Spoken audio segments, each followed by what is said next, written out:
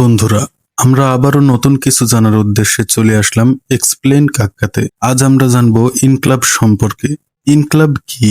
ইনক্লাব অর্থ বিপ্লব, মৌলিক পরিবর্তন বা পুরো ব্যবস্থার আমূল রূপান্তর।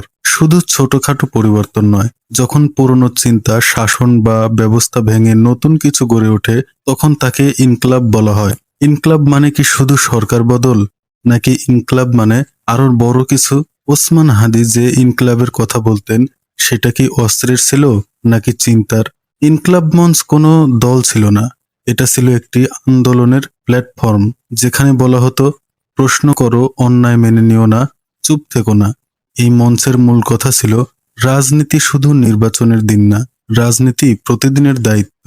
ওসমান হাদির ইনকলাবের তিনটি স্তম্ভ।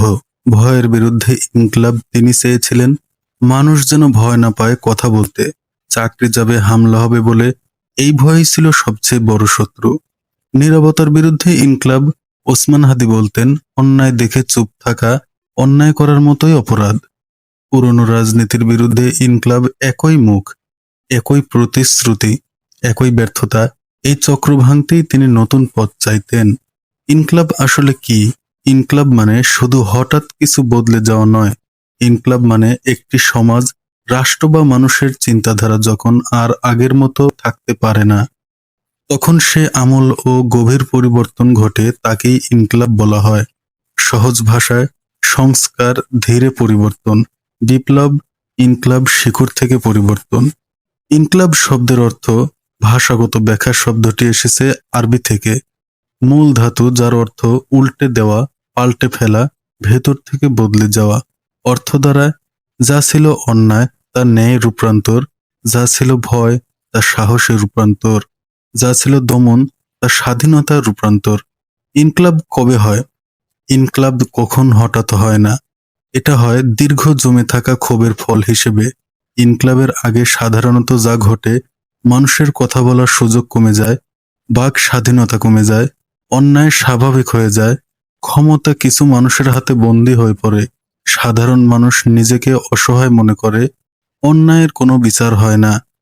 এই অবস্থায় জন্ম নেয় ইনকলাবের একটা লাইন, যখন মানুষ আর সহ্য করতে পারে না, তখন ইনকলাবের অনিবার্য হয়ে ওঠে। ইনকলাব কিভাবে হয়? ইনকলাব সবসময় অস্ত্র দিয়ে হয় না। ইনকলাব হয় 3 ধাপে। যেমন, চিন্তার পরিবর্তন।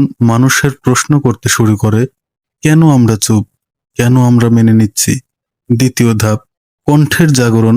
মানুষ কথা বলে, রাস্তায়, কলমে, ক্যামেরায়, সোশ্যাল মিডিয়ায়। ধাপ 3, সম্মিলিত চাপ। যখন একা নয়, হাজার হাজার মানুষ একই কথা বলে, তখন পরিবর্তন শুরু হয়। বন্ধুরা, আপনারা কি জানেন ইনকলাব কখন শুরু হয়? ইনকলাব শুরু হয় তার কারণ দীর্ঘদিনের অবিচার, ক্ষমতার অপব্যবহার, বৈষম্য, মত প্রকাশের দমন, জনগণের ইচ্ছাকে উপেক্ষা। একটি বিষয় হলো ইনকলাব কারো শখ নয়। ইনকলাব মানুষের বাধ্য হয়ে মেনে নেওয়ার সিদ্ধান্ত। ইনকলাব কিসের জন্য হয়? ইনকলাব হয় ন্যায় বিচারের জন্য, স্বাধীন চিন্তার জন্য, মর্যাদার জন্য, ভবিষ্যৎ প্রজন্মের জন্য। ইনকলাবের লক্ষ্য ধ্বংস নয়, পুনর্গঠন। ইনকলাব কি সবসময় সহিংস না? সব ইনকলাব রক্তাক্ত হয় না। উদাহরণ, চিন্তার ইনকলাব, শিক্ষার ইনকলাব, সামাজিক ইনকলাব। ওসমান হাদির মতো অনেকেই বিশ্বাস করতেন সবচেয়ে শক্তিশালী ইনকলাব হয় মানুষের বিবেক জাগিয়ে।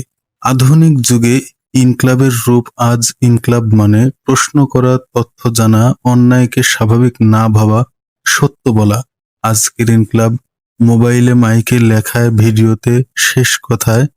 ইনকলাব মানে আগুন নয়, ইনকলাব মানে আলোর সন্ধান পাওয়া। ইনকলাব মানে ভাঙচুর নয়, ইনকলাব মানে নতুন করে গড়ে তোলা। আর সবচেয়ে বড় কথা, ইনকলাব শুরু হয় একজন মানুষের চিন্তা থেকে।